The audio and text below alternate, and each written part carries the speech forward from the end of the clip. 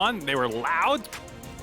So finally Aphelios is through, but so is Zeri, and so are both Enchanters. So curious what these teams think the most valuable thing is. Mark, you and I were also discussing whether or not we'd see Zillion. a 1-2-3 Zillion ban. We do not, but looks like first pick Vi, and that's to me a dare for Hans Salman to play Zeri again. I think it's a dare for that. I think it also worked with the Zillions. So maybe they're thinking that they can break up some of that combination based off what they just paired the jungle with it. We'll have to see. You thought it was going to be Zeri? No, Seraphine. This is a bottom lane that Team Liquid has played before to much success. They actually managed to bully the lane as Seraphine Nautilus and then still have very strong team fighting. So power pick, technically Seraphine could flex, but I'm almost certain that's the bot lane duo for Team Liquid. Super different draft already from what we saw before. Some of the takeaways coming for 100 Thieves. We'll see if they go back to Ahri. It has been good historically for Abbeddage. You could probably say his best champion this split, despite missing some charms in the previous game. I think, you know, he should be unperturbed by that. Go right back to it if you think that's your best chance.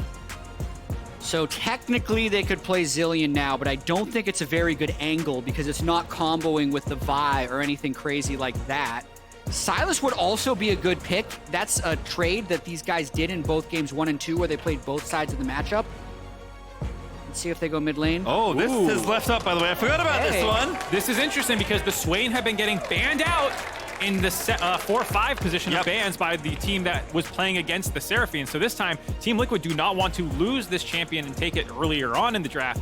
This also gives them 2 bans to, you know, set up some more stuff for jungle, for 100 Thieves to try and get rid of anything that the Swain might want to play with. And they were one of the people who did enjoy the Seraphine Swain comps. Yeah, I mean, this is the 1-2-3 in terms of what their mid lane and bot lane was in their FlyQuest series. They actually played Seraphine, Swain, Nautilus. It was with Trundle and Renekton to round out the team comp. They obviously can't go with Trundle, but I wouldn't be surprised if they did throw in a Renekton at some point to go with this just really beefy team comp. Just take a bunch of mixed bruisers, throw them with Seraphine, and go to town. That's the strategy. Yeah, I mean, post 6, you are just this unstoppable meatball in a lot of cases. For 100 Thieves, they do have some of the tools to deal with it already, like high burst and pick comp potential. You might want to see them index even further into that because it's very hard to win just DPS-wise against this team that's constantly getting heals and shields and speed-ups that multiple members are going to take. Yeah, I'm already at minute 0 here in Champ Select, mentally preparing for extremely long team fights.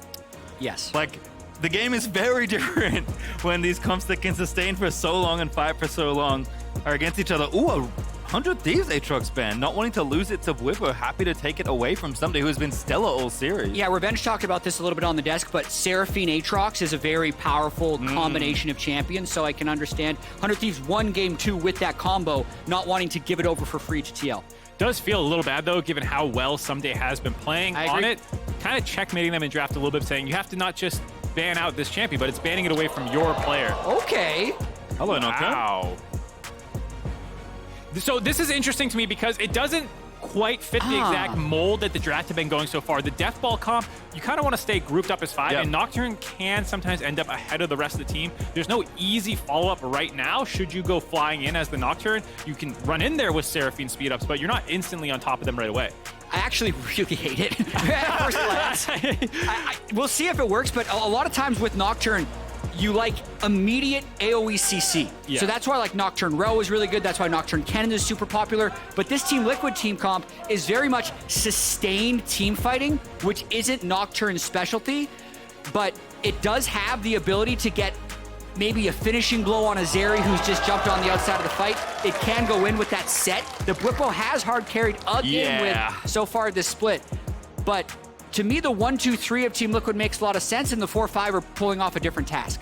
Also very different matchup this time. He played the Sett into Gwen and kind of just got control of the lane and destroyed her. And as a carry champion, Gwen from behind becomes nothing. Ornn, excuse me, is a champion that's always somewhat relevant with the CC that he brings.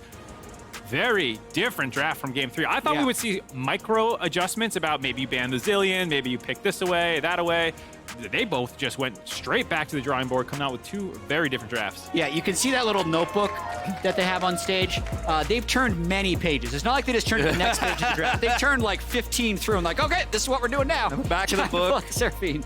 I guess the back of the book they did last time. They like found Bjergsen's Yelena, it fell out. Because of the hyper-scaling ability that combo has. We'll see how this one turns out. Crowd still juiced for Team Liquid. Keep it up. Have to see if they can do it. It's gonna be a long day. Second time on red side here. They won the previous game on red side.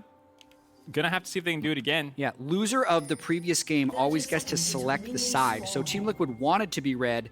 This last game, 100 Thieves wanted to be blue, so clearly saw something that they wanted to make a big pivot to. And they have a lot of different things here. So we talked about it. Ornn is the big change for Ssumday. They banned out the Aatrox. They put him on a huge team fighter. This was their bread and butter in the summer split regular season because they could almost always, if the game was close, group up around objectives, win fights, and take control of the game that way. They also have the Zeri Lulu, which is a hyperscaling combo we've seen throughout the world. But they've given over some very powerful champions as well. It's also interesting to see the Yuumi, just kind of whatevered away a little bit here. Yeah. Zeri, Yuumi can be a little bit more prone to all-ins. I think the Lulu gives you a little bit more laning presence. And with the Ornn on the weak side, top side, you expect a lot of focus on the bot side for 100 Thieves here. And when you look at how the previous game was lost in some sense by them, it was skirmishes at Rift Herald, where Abbeddage got double bombed twice in a row. And that was a situation that if you just pick more scaling and team fighting, you're not necessarily doomed if those early Rift Herald fights go poorly. So when we came into the day, we were talking about how teams had drafted away from what we historically knew them as, and 100 Thieves was more the late game team. Here, they've pretty much gone back to it. Yeah, to get back to that a little bit, throughout the summer split regular season, 100 Thieves was a very average early game team statistically, but then still went 14-4, winning a huge percentage of their games. Team Liquid was the best early game team in the league, but still only won an average amount of games compared to how good their early game was. So haven't been able to put things together as a team. We've seen a lot of that already in this series, right? In game one, even though 100 Thieves did draft early, they closed it out super well. Game two, they outscaled. And game three, Team Liquid went back to scaling, still won early game. So that's the strategy. If you can pick what you want, pick better scaling in an early game, would be what Team Liquid has kind of tried to go for in these last two. Well, Bwipo counterpick certainly working out in the early stages of the level. Been playing past the wave extremely aggressively, trying to keep Ssumday punished. But as we know, Ornn especially, and Ssumday as a player, happy to play weak side. He's going to have to. Also curious to Jatt's kind of point in draft. How this Nocturne's going to play out? To me, it's kind of like Vi with extra steps. Not sure how I feel about it, but... 24 health? Hey, look at that. I love the Swain health stack. Anything that can permanently stack anything feels great to me. Nasus, Veigar. Yeah. Swain. But yeah, I think the... Missed the cannon. -1s in chat. Yeah, -1 legacy points for missing the cannon. I think what you were just saying, though, about where the Nocturne goes is interesting to me. That was kind of the curveball that caught Jatt and I in the draft as well that doesn't seem to match the rest of the kind of meatball identity that this team has. As we see a gank coming out. Oh, front door gank, but closer, big damage on Bjergsen. He's low and he's dead! He did get the W, though, so max health. Hey. That's huge. Back to life. That is huge for 100 Thieves, actually. Being able to not only get the flash, but not burn any summoner spells themselves. So that's a repeat gank they can pull off when Ahri hits level 6 for a possible guaranteed kill if Bjergsen tries to do anything in mid lane. Yeah, that's a disaster setup there for the Swain early on. Just a relatively low range farming champion as well, so it's going to be hard to not fall to another gank. You're going to have to see the Nocturne kind of set him up. Just Abbeddage so landing a charm. I can't believe he didn't flash yet. Yeah, and then also Closer being like, no, I am in range. I don't need to flash for this. So patient yet effective. And then Bjerg flashing, thinking he might be able to survive, but still dying is the worst case scenario. Yeah, to clarify, I was surprised that Closer didn't flash. When he pointed that out, I was like, really? Exactly. Surely that's the play with the early level Vi gank, but going to hold on to it for perhaps a repeat, as you're alluding to. And good stuff for Abba and Closer. Definitely wanting to be much more proactive in the mid game here with this pairing. Yeah, this is exactly what I was saying about the Poppy in the previous game. Just doesn't speak to me as a Closer-style champion. Even when he built the Turbo Chem Tank in the first game, it was still about Vi kind of being the one calling the shots, starting fights, and scrapping. He is such a force for 100 Thieves. In a lot of ways, the engine, I think, for their team. Even if, maybe FBI is the late game carry or Abba's an important part of the setup, it does feel a lot of ways like Closer's the one who picks the fights. And even in the comms, you can hear how vocal he is. You can see the Seraphine Nautilus, though, still getting push in this bottom lane. Another reason that Ahri gank was so important because they need to have prio somewhere. You could see Sett was actually farming behind Ssumday's turret at one point. Hansam and CoreJJ are pushed. So the only place 100 Thieves can actually play the game right now is through mid. I think it also makes a question of what Team Liquid want to do, because presumably Santorin's thinking maybe I can go top and play with that Sett, but now do I need to recover the Swain? This is going to be a good chunk of damage. Nice bit of timing. Respectful flash, but I think a necessary one there for Abba. Yeah, potentially could have got chain CC with a claw by Bjergsen there if Yes. he did not end up flashing away. So respectful there, not 6 yet. Critical timing, because if you make that gank a little bit later, that's just an Ahri ult. Ooh, it looks like they're going to be able to take the dragon off of this pathing by Santorin and the bot push as well. I think Mountain Drake is probably the best dragon for the way Team Liquid wants to play. They just need the burst resilience from Mountain Drake, and then they have the sustained damage from the Swain and the Seraphine. So this is very ideal for TL right here. Only wish it was a soul, but otherwise, very good for them. Yeah. Able to stay beefy and get the most out of resist. And what a difference bot prio makes.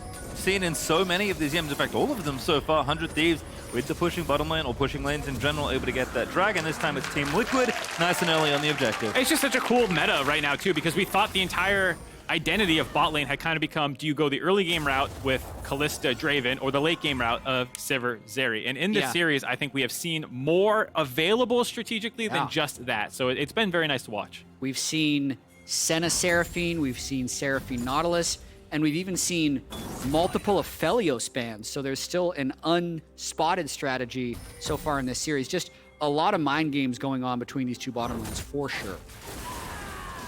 Closer approaching 6. Abba is 6 now as well, so maybe there's something we can do here. Bjergsen's flash isn't going to be off cooldown for that much longer, though, and I imagine he will play with the needed respect from a potential gank. As Santorin feeling groovy, just takes out that crab and walks back to the blue buff.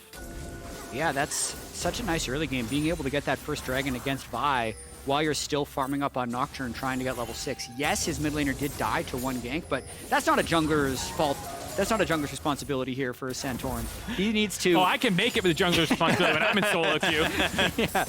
Santorin, get level 6. Why weren't you there? Why didn't I have wards? Yeah. Why did you make me get hit by all those skill shots? I think this is an interesting game from a strategic perspective of when the power spikes come in, because we've seen side lane pressure for Team Liquid in top and bot. They're at 6, I would think, have a bit scarier of a team with the Swain ult, Seraphine ult, and all these coming through. Yeah. But then you have the Masterwork, Ornn items, and Zeri. I'm wondering when all the power spikes will make 100 Thieves feel like it's time to start contesting Dragon Stacking. Because presumably Team Liquid is okay playing it a little slow as long as they're controlling these neutral objectives. I think so too. We definitely haven't seen these combinations of champions fight each other, so I can't say for sure who has the better scaling. My gut tells me that Team Liquid is going to have a large period of this game where they're stronger, but if it does get to that like 45-minute state where Zeri has 5 items and everyone's masterworked, then I think 100 Thieves would outscale. But a large portion of this game, I think 100 Thieves is going to have to be opportunistic with the way they fight, because if it's a straight-up 5v5, I think TL will have a stronger chance. You saw it there on screen for a bit. The FTX total gold is great news for Abbeddage, who got that first blood kill, so it does have a little bit of extra gold, but that's honestly the whole lead, and not really much of a lead for 100 Thieves. This has been pretty quiet, as Team Liquid and these teams in general definitely much more concerned about the objectives, and Team Liquid are very early to these. Yeah, I think this speaks kind of what we were just talking about. Team Liquid have control in the early game and stronger 5v5s at 6. 100 Thieves don't even blink. They just stay completely bot lane as Team Liquid ran up to the top side. Seraphine leaking back bot lane. This is one of the times you have to be careful. When you commit that many resources and you half roam up to mid and go back bot early, you can sometimes get dove. Not going to be the case here. Gets back to lane safely, but FBI was able to grab 1 plate. Might get 2. Not the case. Yeah, really nice early game here from Team Liquid. They get the first Drake without bloodshed. They get the first Rift Herald, and they only sacrifice 1 plate into the bottom lane. And they, additionally, the 200 local gold that Herald gives now is huge. If they can get a dive and actually kill Ornn here, it's massive. Is so nice. Bwipo setting it up, and Santorin trying to knock it down. Oh, Naughty's gonna save him though. If that kill goes through, look at where Vi is on the map as well. That would probably be the full turret. Now he can teleport back. So crucial that Ssumday was able to survive that. Very surprised Team Liquid did not go a little bit harder there with both flashes available. Yeah. Maybe could have followed that a little bit more into the turret, found that kill. Not the case. Able to get out safely. Ssumday just chilling, and there is a dive threat on the Seraphine, as we can see. Hansama, though, playing back, knows that that is there, as the 100 Thieves overload this bottom side of the map.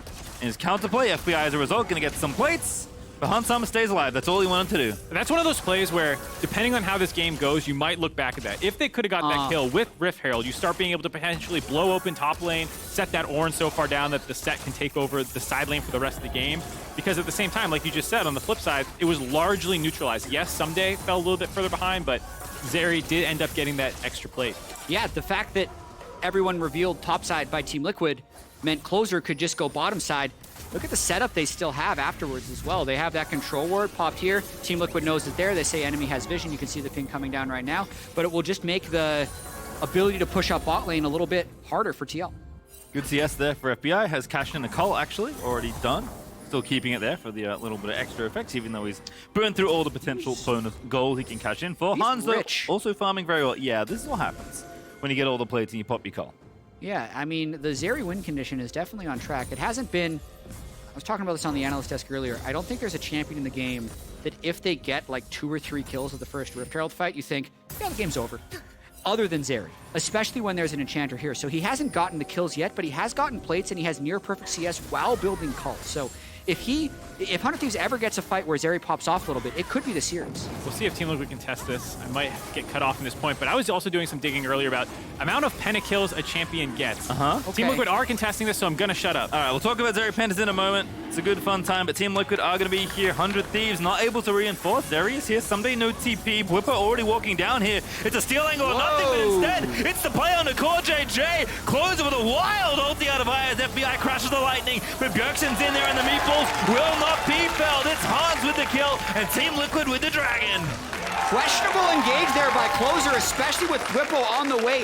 I think he saw a mild timing where he thinks maybe we can burst someone down, but he picked the Nautilus of all champions to try and burst, and they lose the fight and the Drake. Yeah, a little bit of a questionable decision there. Saw the charm land and is like, all right, I guess we're going on this guy, but you see just how tanky you are with the Seraphine there, the zone control. Now Team Liquid might have a chance to redive here. Did burn the Nocturne ultimate kind of awkwardly there, and during that time, Ssumday never actually committed and says just stayed topside and grabbed a couple plates for himself to kind of stabilize what had been a losing setup.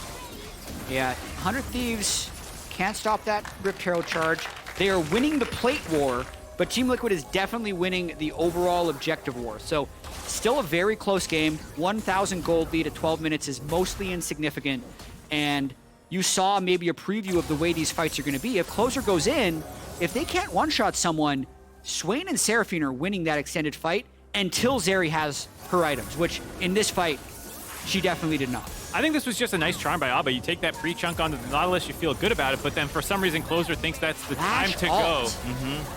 Yeah, just trying to get that fight out right away, and you can just see it's so hard. And then once Bjergsen's kind of in the middle of that choke point, there's no way that you're able to actually kite through onto the member that you got low to get that easy kill on the Closer and then fall back on the dragon right after. And Sett also moving down, so there's no way that extended fight does anything for 100 Thieves. Yeah, I mean, if you don't get a pick there, you can't win because Ssumday cannot make it down to the bottom half of the map. But I think kind of looking back, maybe the answer is just don't do it. Feels bad to give away the dragon. I know 100 Thieves like to fight. We certainly saw that even when they were down in the last game, but a misstep, I think we can safely say. I was going to say, especially considering what we were just talking about the timing of when they want to pick their first significant 5v5. Felt like that was strangely early. No mythic completed. On Abba, for example, it did not feel like a specific power spike that they were like, this is the time to go. Team Liquid wandering on back. Again, Hans will happily sit in mid lane here, so will FBI, as they're both continuing to farm up. Do have their mythics completed as well, and 100 Thieves are ahead in gold, but again, these Drakes, it is the blessed hextech soul once again. Yeah, so 100 Thieves definitely need to secure third or fourth Drake. I think if the hextech soul goes over to Team Liquid on these timings, it's way too early of a soul, and it would allow Team Liquid to take over the game. So I think 100 Thieves in a pretty tricky spot right here, needing to, in this next 2 minutes, find a way to burn like a couple crucial flashes so that their next hard engage has a chance of sticking. A straight-up 5v5 at Drake would be rather difficult. They should have the tools for it as well. You have some map mobility with Zeri being able to hop walls, obviously some pick potential with Vi and the Ahri. So if they can get up and maybe find Bwipo, he's been someone that has been targeted at times in side lanes where he's playing aggressive and the rest of Team Liquid don't have the proper setup for him. Okay, going for second Herald. Again, very tanky, 11,500 health on this thing. It takes a while. Everyone's slowly making their way towards this objective. Don't have the fastest mid push either. FBI and Huhi just chilling, trying to get it all done. Ssumday already here on the objective, but 100 Thieves have pulled off already. Team Liquid are now here. Hansam are going to join in as well. Yeah, Nocturne ult is up, so it's unless 100 Thieves is together, it is very difficult to stay coordinated in these fights. One thing somebody has to really watch out for is not giving any angles for the Sett ultimate. TL grouped up very well here. Feels weird in these chokes with Seraphine ulti, but they're going to try and make it happen. There's the ulti on the closer, but now they move on in. The blast cone actually to go back through. Herald's a little bit loose, but there's Bwipo with the Sett ulti. FBI still trying to open up. It's Abbeddage down the flank. Ssumday set them up. A double kill there for the Ahri, and FBI just wants a little bit more gold, but Bjergsen has found the claw. FBI trying to live, but Bwipo's going to put an end to that. But still the back of the fight, a triple there for Abba. And Bjergsen is just so tanky. Is he tanky enough? Bwipo as well. Still the meatball. Bjergsen flashes out of there, just mistimed on the stasis. And 100 Thieves, they win the fight. 100 Thieves actually do such a good job of finding that angle onto the backline despite the Nocturne ultimate. Abbeddage go flying in the backside, and it's still such a close fight. The solo laners from Team Liquid at this time are so hard to kill. Swain ult is forever if the fight goes long enough. So he just outlasted them here, and I would say the Nocturne ult definitely not on an ideal target. Abbeddage waiting on the flank the whole time, so he waits for Team Liquid Bruisers to engage on one side and then finds the flank on the back side. The Ornn ultimate goes completely wide, so imagine if that thing lands, how different this fight could be. Very hard to Ornn ultimate blind because of the Nocturne ultimate. Then look at that, 3-man knockup, lines up for Abeddage's Q, able to pick up the double kill. And this is where you think the fight is probably over in the favor of 100 Thieves, but Swain can do a lot. Yeah, and the fact that he was able to get the pullback multiple times onto FBI, kind of chain CC him, made it so that they could actually fight it out from here. And then you're dealing with Huhi, just Abbeddage and Ssumday trying to finish off Bjerg. If he gets this charm, almost flashed on top of it too. Yeah, that was about as... It's an intermittent timing for that stopwatch. So Abbeddage tried to make it go right in the middle of them, and we're right back to this dragon. We got another fight. Yeah, to your point, Jatt, very critical one here. 100 Thieves going to try and take it. Ssumday already in the front line. FBI firing away, but Bwipo frontlining. Here's Ssumday with the ulti. Let's get turned out. Only hits Bwipo. Big Seraphine ulti. Look out of CoreJJ. We're going to make it happen. Ssumday opens up onto 100 Thieves, and they're going to get the dragon as well. Team Liquid starting to feel it again. This really feels like Game 5. I know it's way too early. We're 17 minutes in, but we've seen a reverse sweep with these teams before. We have 3 Drakes to 0 for Team Liquid. The fights are so close, as is this series. Team Liquid's fans popping off in the arena. You hear them feeling the momentum going back in their favor.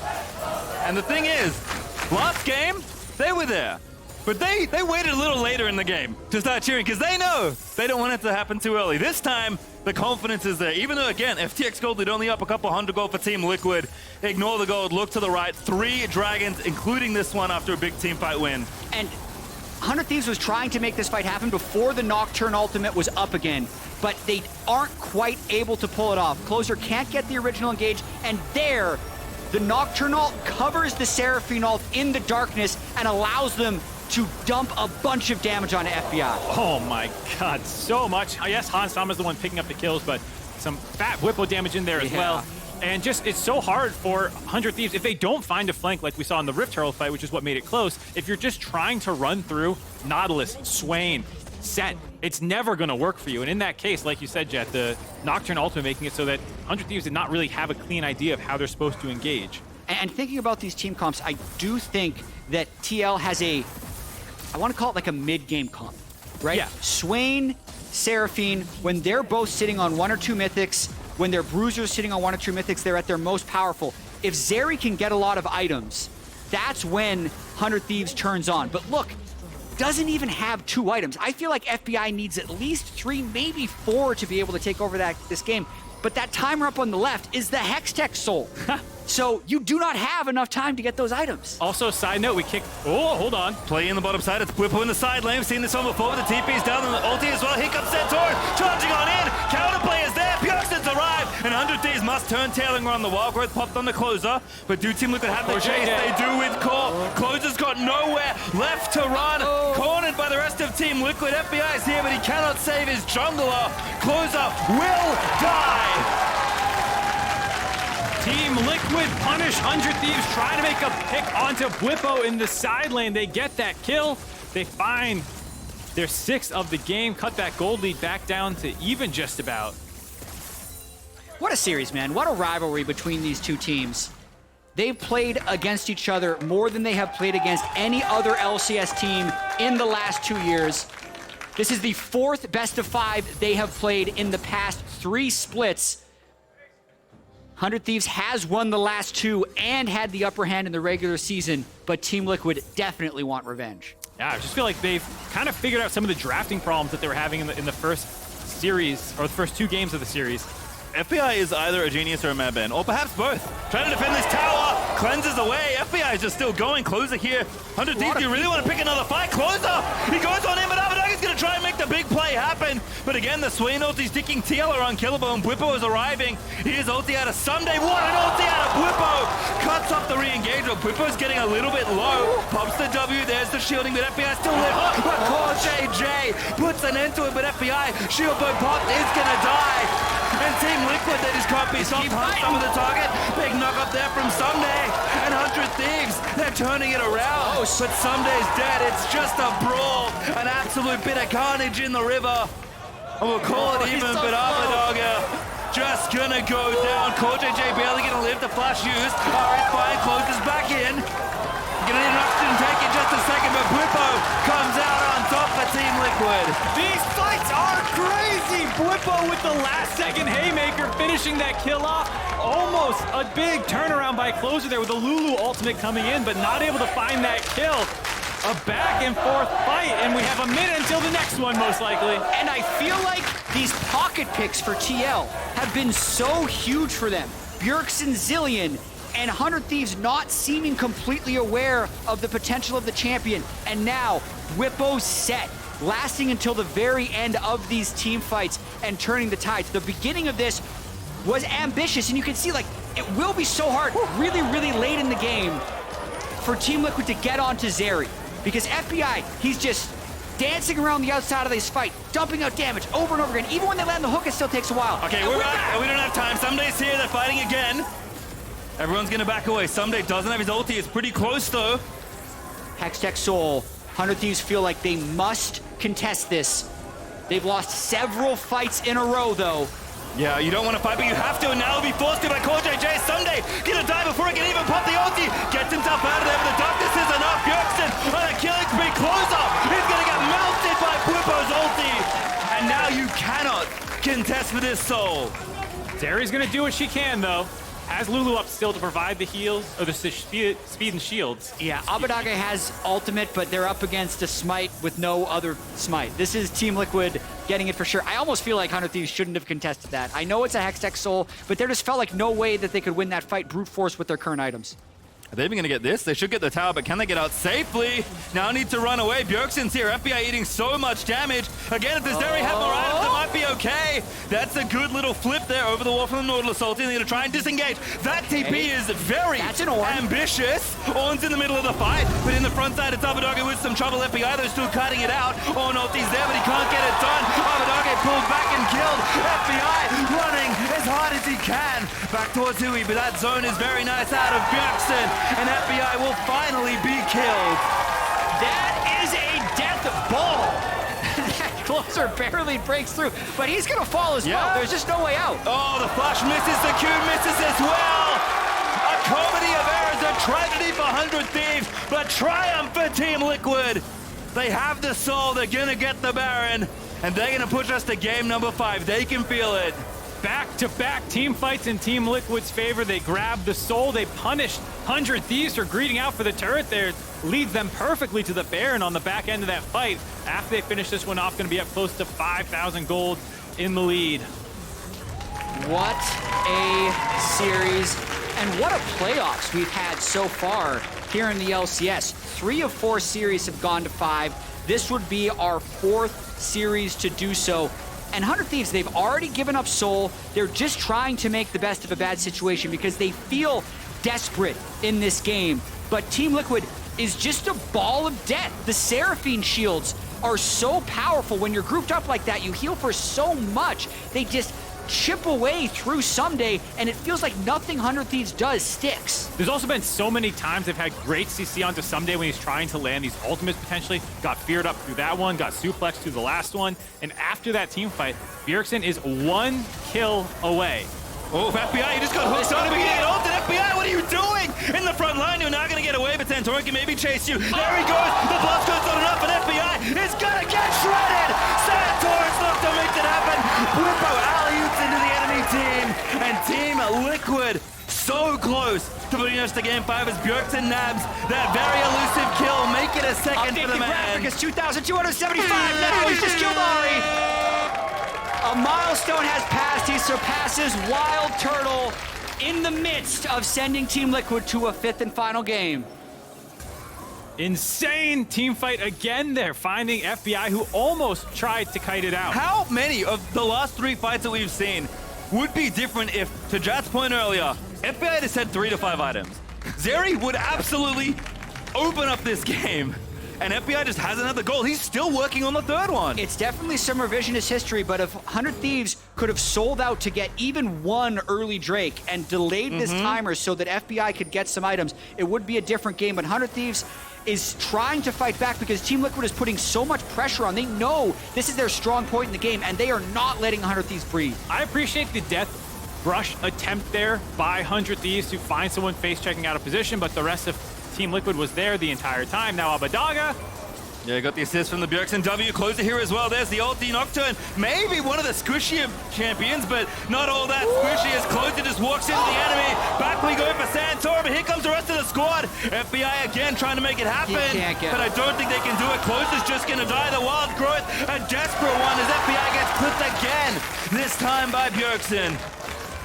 A nice attempt there. They're chasing them down the whole way through Abbeddage. Closer shows up first. They think it's a 2v1, but Santorin is deceptively tanky with the Stride Breaker GA up already. Able to stay alive there until the rest of Team Liquid could collapse. They get that kill. Now they're going to keep pushing. They already are trying to get their first inhibitor of the game. A nightmare game for Closer. That's his 9th death in the 27-minute game. Team Liquid gets that mid-turret down with Swain, and now they go for more. Bwipo just goes for it here. Baron flares up, but it's not gonna matter. They're just eating 100 Thieves alive. CoreJJ low, but not dead yet. Will die to Ssumday, but I don't think it matters. Bjergsen popping the ulti, going demon mode on the rest of 100 Thieves. Santorin again, the death ball just keeps on marching inevitably towards our game number 5. Team Liquid going godlike across the board. They'll rack up yet another kill for Bwipo, and we have arrived. Another game 5 in the 100 Thieves Team Liquid rivalry. Liquid bounce back, and they're 1 game away from the reverse sweep and Worlds. Trying to get revenge for Spring Split, where it was 100 Thieves that put them in the losers bracket with a reverse sweep. Team Liquid are poised to do the same now, heading into game 5. Let's go! Exactly what I asked for. I've been hoping for a long, long week in Gen for the 3rd day in a row. And this is why this rivalry is great, man. Because we, after 2 games, were like, oh, this could just be a 3-0, which is exactly what we were thinking exactly a year ago when Team Liquid was up 2-0 against 100 Thieves in the winners bracket final. Winner goes to Worlds. Winner goes to Chicago, and it all comes down to that final game. And I feel like Bjerg has been such a big part of that turnaround. It was when they had no momentum in the series, they turned to his pocket pick Zilean. That was absolutely massive in that game. Here, they go back to one of their comps they've run a couple times with the Seraphine Swain. Obviously, a huge part of that as well. And despite the early death in lane, did not get exploited any further. Santorin recovered that a little bit by forcing the flash out of Abba, and then they became that huge death ball. And understandably, we've thrown a lot of praise around to a lot of different players throughout this series, but what a difference for CoreJJ. CoreJJ Yuumi, Yes. I sleep. CoreJJ Nautilus, yeah. I mean, CoreJJ with tools that let him go in. Yes. Right? Leon and Nautilus, 2 wins. Renata, Yuumi, 2 losses. And the pocket picks are also huge, right? The Zilean and the Sett. Those are the 2 big ones that I feel like have popped out. Does Team Liquid have another one of those pocket picks that they can surprise 100 Thieves with? Because I feel like 100 Thieves they've actually been close in these 2 losses, but they have miscalculated how to deal with Sett as well as Zilean. I also feel like the drafts have sometimes indexed too much into scaling or too much into early game. It feels like that mid game is the sweet spot they need to be looking for, because if you give up prio too much, suddenly you're losing all the lanes. You go all early game, you get outscaled through one bad fight. You know, these are so back and forth. All right, we'll take a breath as well. We're ready up for Silver Scrapes. Let's head back on over to the